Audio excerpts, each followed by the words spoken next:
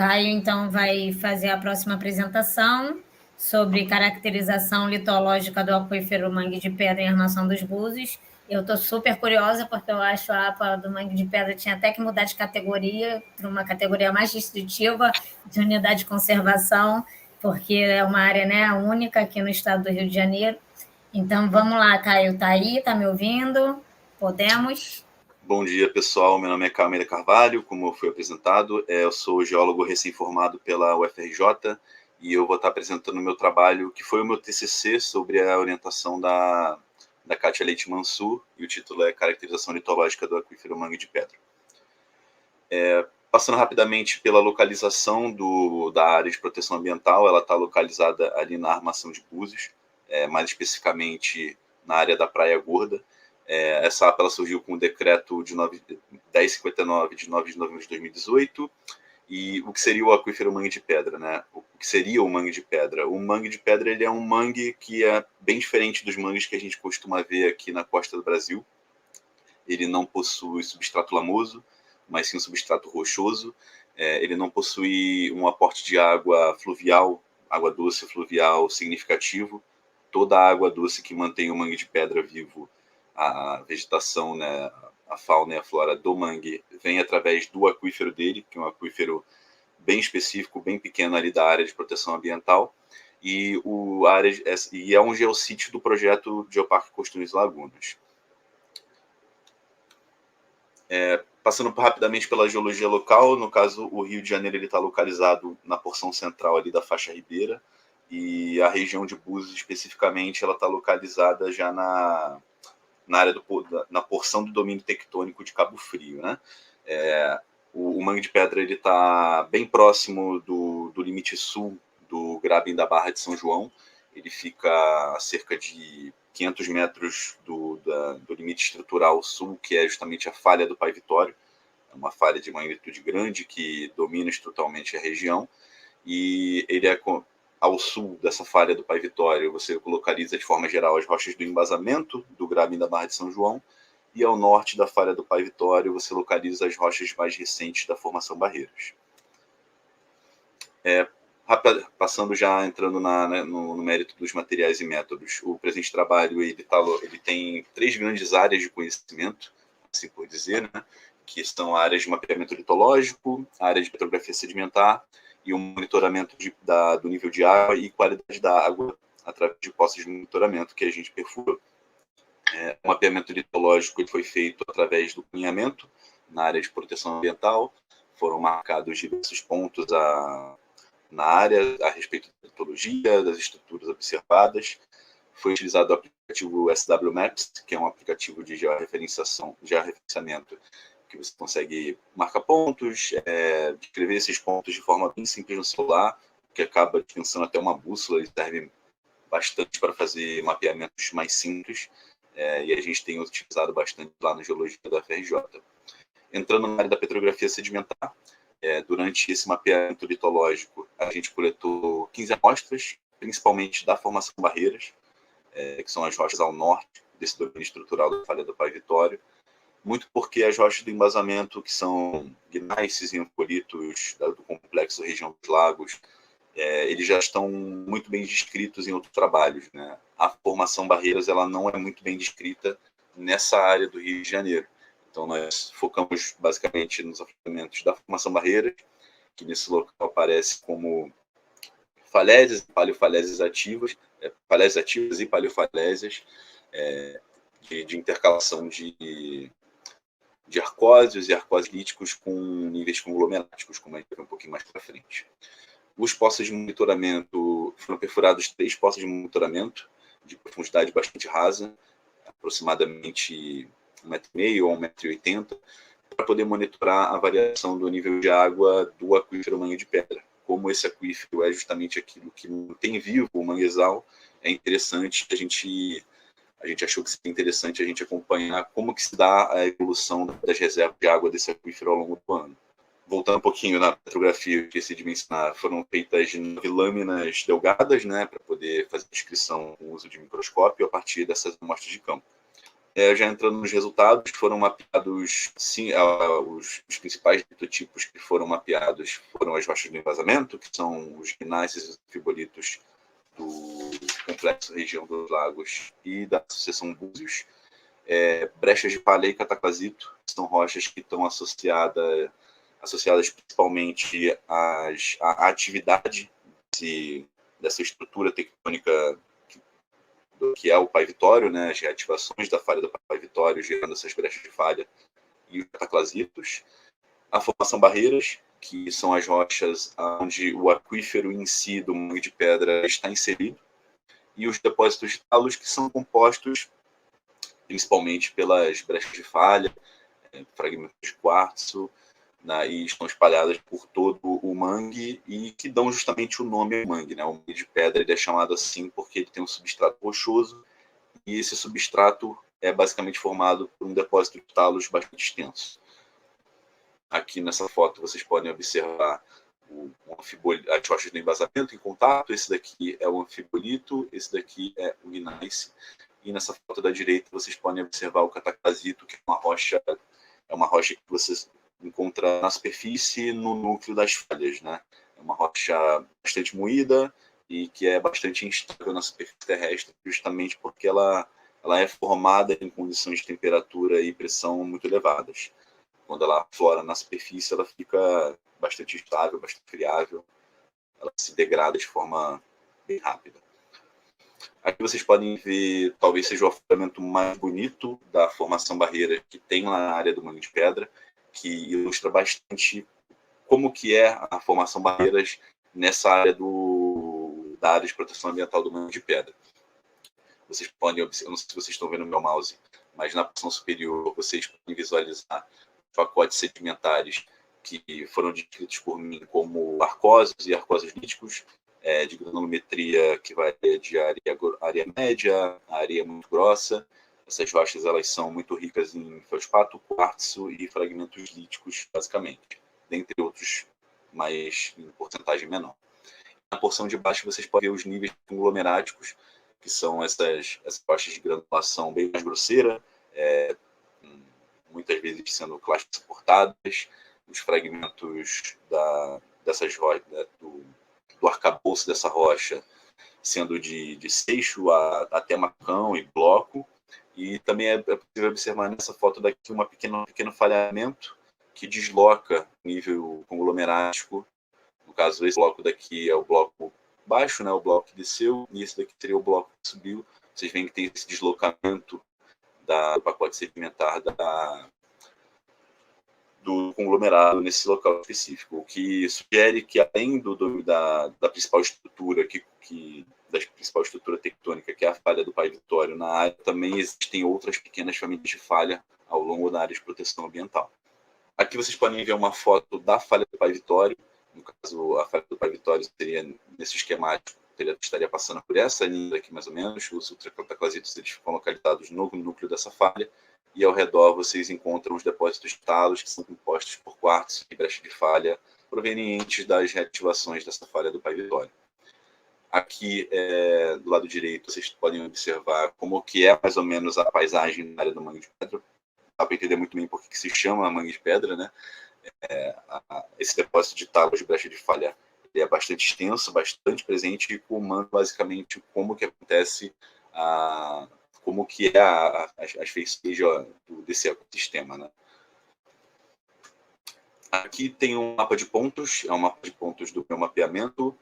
Vocês podem ver que a falha do Pai Vitório, no caso, ela é uma linha que passa mais ou menos por aqui, assim. Ao norte da falha do Pai Vitório, nós temos as rochas mais recentes da formação Barreiras, que estão representadas pelos pontinhos verdes. As lâminas petrográficas, elas também estão associadas a alguns pontos, como vocês podem ver aqui, lâmina P1, M14, etc. E ao sul da falha do Pai Vitório, estão as rochas do embasamento, que são os gnaisses, representados aqui pelos pontinhos laranjas, o anfibolito, representado pelo pontinho roxo, e o cataclasito, que é localizado basicamente só no núcleo da falha do Pai Vitório mesmo. Os 3 pontos de monitoramento também podem ser observados nesse mapa daqui, com essas rodinhas azuis. A partir desses pontos foi traçado o mapa litológico da área de estudo, né? Ao sul da falha do Pai Vitório, que é essa estrutura marcada por essa linha pontilhada inferida aqui, nós inferimos a presença de apenas as rochas do embasamento. As partes que estão com coloração mais clara são as partes inferidas, as partes que estão com coloração mais escurinha são as áreas de fato de caminhamento, de mapeamento. E ao norte estão as rochas da formação Barreiras, aqui representadas pela coloração verde, e a área do mangue de pedra em si está representado pela coloração azul aqui. Entrando já na descrição das lâminas, o principal objetivo era justamente caracterizar essas rochas da formação Barreiras num detalhe maior, num detalhe microscópico, né? Passando rapidamente por algumas imagens, é bastante coisa, então eu coloquei três imagens dessas lâminas para que vocês pudessem ter um vislumbre de como é a textura dessas rochas.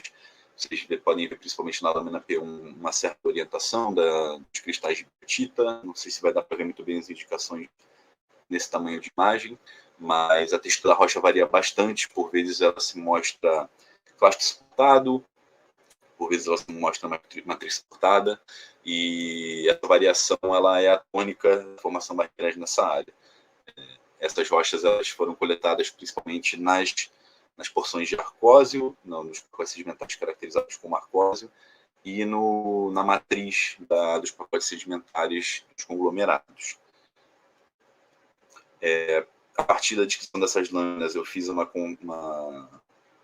a contagem aproximada, né, do quanto representativo era cada tipo de mineral nas lâminas, e ao fazer a plotagem dessas quantidades num diagrama quartzo, fragmentos discos feldspato, a gente consegue dar um nome para essa rocha. A maioria foi caracterizada como arcósio, 2 delas foram caracterizadas como arcósio-líticos. Os 3 poços, quando foram descritos, também geraram alguns perfis, e nesses perfis foi possível identificar exatamente essa intercalação entre os arcósios e os níveis conglomeráticos. Esse daqui é o do poço 1, esse daqui é o do poço 2, exemplificando também a presença de algumas lentes, né, de material mais fino, mais argiloso, mais siltoso, com os materiais mais arenosos, os arcósios e os conglomerados. Passando rapidamente. Aqui já são as informações, os dados das medidas dos poços. Foram medidos o nível de água, o potencial de redução, a temperatura, o pH e a condutividade elétrica das amostras de água. Por vezes os poços estão secos, então a gente acabava não conseguindo realizar essas medidas, mas a grande maioria dos poços 2 e 3 foram realizadas medidas na grande maioria das vezes.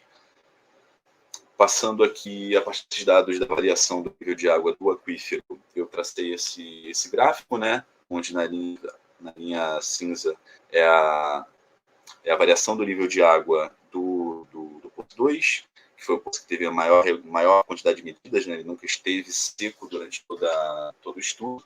E nas colunas vocês podem observar o nível de precipitação na área ali de Cabo Frio e Armação de Búzios. Vocês podem ver que a recarga do aquífero está muito associada com os períodos de chuva aqui na cidade do Rio de Janeiro, que costuma acontecer mais ou menos no final do ano, início do ano seguinte. Teve uma recarga aqui em março, abril, depois o nível de água do aquífero desceu bastante e foi carregado novamente agora aqui pela mais ou menos em dezembro de 2022, janeiro de 2023, e a tendência agora é que o nível de água também comece a cair novamente. Entrando já na discussão, o mapeamento definiu bem a disposição das rochas, tanto ao norte quanto ao sul da falha do Pai Vitório. Foi possível diferenciar bastante essa característica de que tipo de rocha que tinha ao sul do Pai Vitória, que eram as rochas do vazamento, é o bloco que subiu nesse movimento da falha do Pai Vitório, e as rochas sedimentares mais recentes ao norte da falha, que foi o bloco que desceu e abriu esse espaço sedimentar para que essas rochas fossem depositadas. A limitação da profundidade dos poços acabou impedindo a coleta dos dados de forma mais constante, né? Um desafio é que nós tínhamos que nos deslocar aqui da cidade do Rio de Janeiro até Búzios uma vez por mês para poder realizar essas medidas. A gente encontrou uma evidência de uma falha que havia sido mapeada em um trabalho anterior, por Albuquerque 2022. Ele havia mapeado essa falha se utilizando de métodos eletroresistivos, e a gente conseguiu mapear essa falha indo lá localmente, encontrando rochas que indicavam a presença dessas famílias de falha, exatamente no local que ele havia indicado usando a geofísica. Então ficou uma correlação bastante interessante.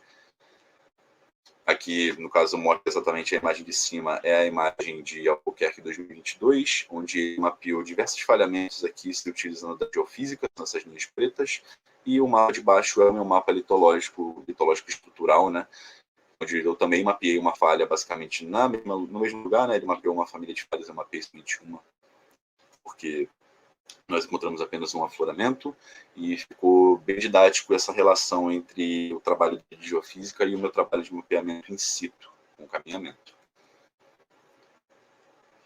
A conclusão é basicamente aquilo que eu já falei, o mapeamento agregou bastante na caracterização da APA em si.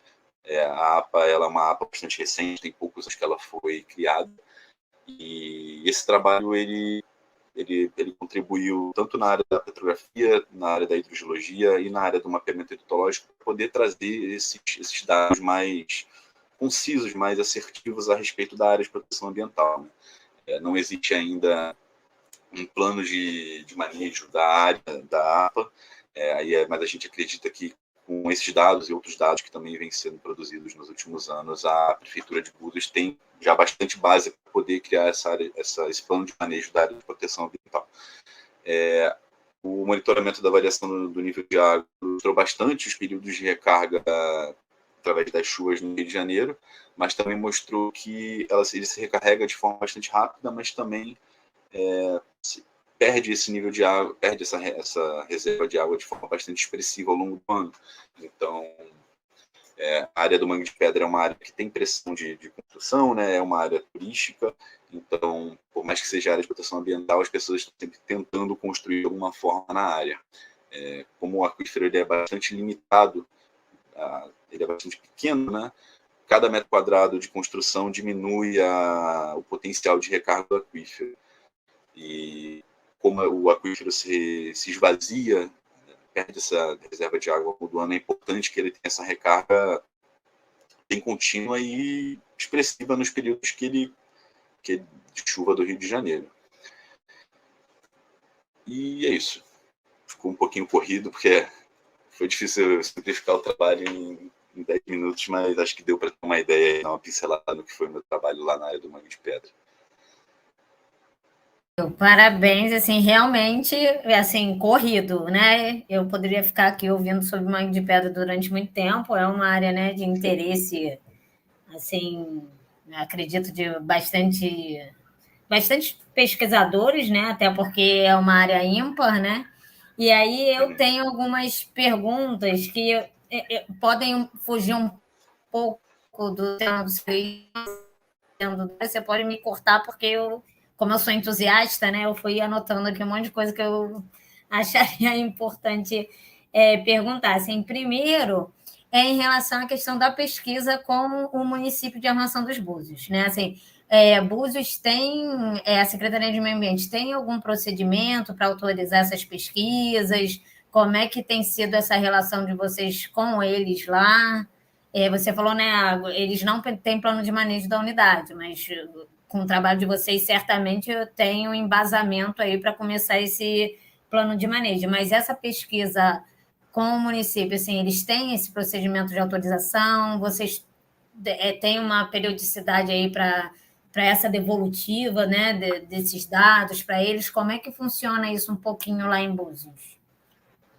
Então, a área do Mangue de Pedra, no caso, ela foi formada tem pouquinho tempo, né? A professora Kátia, que meio que pressionou para que essa área fosse criada, né? Porque, de fato, é uma área que tem a questão da pressão de construção, e se deixasse por solto, eventualmente ia estar tudo coberto de casa, né? Sim. É de se esperar ali na região de Búzios. No caso, como ela é uma área de proteção ambiental, tudo que você vai mexer, seja nas rochas, seja na fauna, seja na flora, você tem que pedir uma autorização para o órgão competente. A gente pediu uma autorização ambiental para poder fazer a perfuração dos poços para a Secretaria de Meio Ambiente lá da Prefeitura de Búzios. Eles concederam para a gente 2 anos para poder fazer esse manejo, né? No caso, a perfuração dos poços, né, que já foi feita no final de 2021, e desde então a gente só tem acompanhado, né? Por mais que a gente retire a água dos poços, retire a água do aquífero em si para poder fazer essas medidas, a gente já devolve a água para o aquífero ali no poço mesmo. Os poços, eles, não cheguei a falar isso, mas eles foram condicionados com PVC, justamente para poder manter os poços firmes, né, para o poço não colapsar sobre si mesmo. E a coleta de água fica bastante simplificada por causa disso. A gente tem esses 2 anos, a gente ainda está no período de vigência dessa autorização ambiental, mas após isso a gente ainda vai precisar ver se a gente provavelmente vai precisar pedir uma outra autorização ambiental só para poder continuar fazendo o monitoramento do nível de água dos poços e da qualidade de água, né? Porque, de qualquer forma, por mais que a gente devolva, a gente vai estar manejando de alguma forma os recursos ali da APA. Então, essa foi a nossa experiência. A gente procurou a Prefeitura de Búzios, não existe especificamente ali na área do Mangue de Pedra, não existe nenhum tipo de fiscalização, né? A fiscalização é feita até meio que pela própria professora Kátia, porque ela sempre está lá e se ela vê uma pessoa tentando construir alguma coisa, ela avisa a prefeitura. Então, através da prefeitura em si, não há nenhuma fiscalização. Apesar de a APA estar definida, haver o decreto, eles não fiscalizam se todos os procedimentos estão sendo seguidos. Nós fomos atrás da autorização ambiental, mas, sim, uma outra pessoa que chega lá, ela pode manejar aquilo sem impedimento, porque não há nenhum tipo de fiscalização da prefeitura. Entendi. Tá. E aí, assim, eu tenho uma outra pergunta em relação mais à questão da área em si, né? Assim, vocês já identificaram alguma área similar a essa ao longo, assim, do litoral do estado ou do Brasil? Assim, tem alguns estudos correlacionados à questão do Mangue de Pedra? Existem alguns estudos que, se você der uma pesquisada rápida pela internet, né, você acha alguns trabalhos dizendo que existem mais 2, né, mais 2 mangues de pedra mais ou menos no mesmo estilo. O outro, se não me engano, era na Bahia, não seria aqui no Rio de Janeiro, não lembro exatamente. E o outro, se não me engano, era no Japão. Mas, assim, são trabalhos que, quando você compara as áreas, essas áreas com essas áreas acho que é na Bahia e no Japão, você vê que são coisas muito diferentes, porque o Mangue de Pedra aqui do Rio de Janeiro, ele tem uma extensão considerável de aproximadamente 1 quilômetro de praia, né? E essas outras áreas, elas são áreas muito mais limitadas, né? Apesar de 1 quilômetro, em uma escala geológica, ser bastante limitado, esses outros ditos mangues de pedra são mais limitados ainda.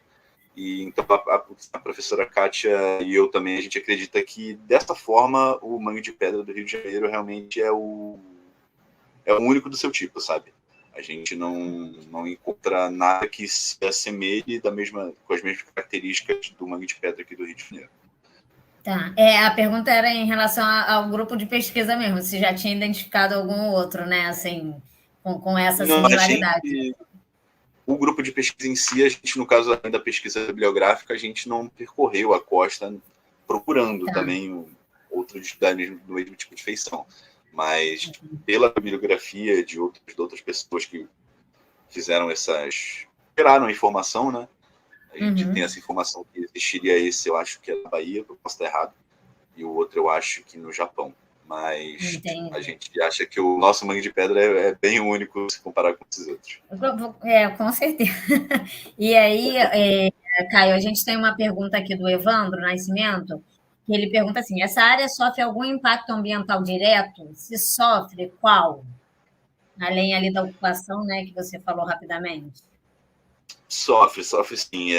Assim, tem a questão da ocupação, mas tem questões mais sérias que são... porque, assim, o Mangue de Pedra, por que ele é dessa forma, né? No caso, os depósitos de talos, que são essas rochas que se depositam logo à frente à praia, né? E se estende, assim, por uns 300 metros dentro da água, é justamente essas rochas que protegem a vegetação do manguezal e permitem que ela exista naquele contexto. Se vocês forem ver os manguezais, por exemplo, aqui da Baía de Guanabara, eles estão em áreas mais protegidas, né? Não são ambientes de corrente, não são ambientes de onda, porque o manguezal ele precisa de um ambiente mais calmo. Tanto que o substrato, normalmente, dos manguezais é composto por partículas finas que só são depositadas em ambientes de energia baixa, né? Que seriam as baías, seriam, enfim, ambientes onde não tem maré, basicamente onda. O mangue de pedra não, ele está bem de frente para o Oceano Atlântico, diretamente. Essas rochas que são depositadas ali protegem a vegetação. Mas elas também têm um efeito contrário, que, no caso, elas seguram muita coisa. Porque, por exemplo, quando a maré sobe bastante, né? Se tiver, isso já aconteceu lá, teve um rompimento de uma barragem ali em Búzios, que alguns tipos de vegetação foram soltas no Oceano Atlântico, né? E aí a maré trouxe essa vegetação para o Mangue de Pedra. Era uma vegetação de laguna, né? Uma coisa diferente do ambiente ali do mangue. Num ambiente de maré alta, a água cobre as rochas. Essas vegetações elas foram carregadas até a vegetação do Mangue de Pedra. E quando a maré baixa, essas rochas elas agem como se fosse uma âncora. Elas travam tudo que fica ali na área da praia. Então, assim, lixo no geral, essas outras espécies de plantas invasoras que vieram boiando na maré também ficam presas, o que acaba meio que dificultando a manutenção e o crescimento do mangue de pedra. Porque se você passar pelo mangue de pedra, você vê que tem as vegetações, as árvores, né, do manguezal já mais poentes, já crescidas, mas também tem muitos pequenos brotos que tendem a se desenvolver. Mas quando você tem por exemplo, esses pequenos brotos cobertos por camadas de outras plantas ou lixo mesmo, esses pequenos brotos eles não vão se desenvolver. E se eles não se desenvolvem, a tendência é que a vegetação decaia, né? Eu conheço o Mangue de Pedra há cerca de 3 anos. A Kátia já conhece o Mangue de Pedra há muito mais anos e ela diz que a vegetação ela costumava ser muito mais presente, né? Muito mais árvores de manguezal. E hoje em dia, boa parte dessa árvore já não existe mais. E não está havendo uma renovação dessa vegetação justamente por essa questão pela questão do lixo. Também aconteceu quando qualquer derrame de óleo, basicamente, que tem na costa, a maré ela traz esse material para a área do mangue e esse material ele fica preso entre as rochas. Então, por mais que sejam as rochas que permitam a existência do ecossistema, né, da vegetação aí, ela também, nesse contexto atual, ela também tem atrapalhado um pouco, porque ela segura basicamente qualquer coisa que pare na praia. Entendi. Esse manejo, você entende assim, de repente, que o manejo desses resíduos, né, trazidos pelo mar, caso, né, tivesse um programa, uma ação no plano de manejo para fazer isso periodicamente, poderia ajudar a reconstrução, né, da vegetação de uma forma Sim, melhor. sim, porque se existe um trabalho da prefeitura em retirar essas coisas exógenas à área, o mangue conseguiria desenvolver de forma muito mais tranquila. Assim, atualmente, quem faz isso, né? Somos nós, pesquisadores. Quando a gente ia lá mensalmente, a gente via que tem um broto de mangue ali de 1,5 metro de altura que está tentando se desenvolver, mas nele tinha, sei lá, 10 quilos de corda de navio amarrado no broto. Esse broto ele não vai se desenvolver, sabe? Mas como a gente sabe que não existe um plano de manejo da prefeitura ainda e que ninguém vai lá retirar aquilo, a gente meio que ia retirando. Tem alguns outros voluntários também que vão até a área e fazem esse trabalho, mas assim, é algo sem organização e totalmente baseado na boa vontade de quem gosta daquilo ali, né? Acho que você respondeu um pouquinho a pergunta do pessoal da Rede Oceano Limpo, que eles perguntam: existem ações, mesmo que pontuais, para a limpeza do mangue de pedra, para a retirada desse lixo e identificação de suas fontes? Um pouquinho aí do que então, é basicamente feita pelos pesquisadores, que no geral é a equipe da professora Kátia Mansur, que é ela que desenvolve esses trabalhos ali na área de proteção ambiental.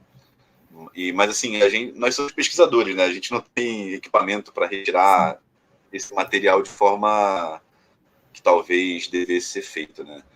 Porque quando ocorre é um volume grande de material, né? Precisaria de algum tipo de metodologia que em uma equipe considerável, né? Como a área não é muito grande, é uma área de aproximadamente 1 quilômetro, 900 metros, não é algo tão gigante assim para ser limpo, mas é basicamente assim, não, a retirada desse lixo, dessas outras plantas invasoras que vem flutuando, ela é feita basicamente de forma desorganizada, com base assim, existem alguns voluntários lá que moram lá em Búzios, né?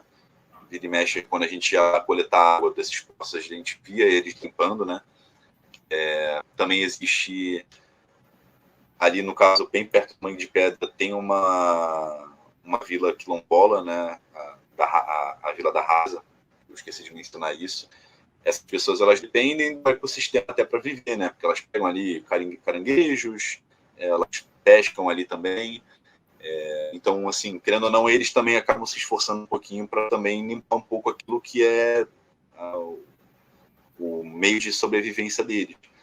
Mas, de longe, assim, eu não sei se chega a fazer uma diferença, porque realmente o volume das coisas é grande e precisaria de uma equipe com um equipamento realmente para poder fazer essa limpeza, sabe?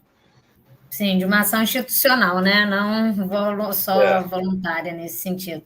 Entendi. Caio, assim, muito obrigada, tá? Eu espero que você permaneça aí também ao longo do dia com a gente. Surgindo novas perguntas, né? Nos comentários a gente tenta passar para vocês. A gente vai passar agora por conta do horário, né? Para a gente não se atrasar muito, para a próxima apresentação. Muito obrigada mesmo, Caio. Tá, foi bem interessante a tua apresentação. Obrigado a você. E se alguém quiser ler o trabalho completo, né, do meu TCC, que é muito extenso, né, por isso que ficou meio corrido, é um trabalho de quase 100 páginas, sim, mas aí vocês podem mandar um e-mail para mim, eu vou deixar aí no chat da live o e-mail, tá bom? Isso, deixa assim. Tá bom, muito obrigada.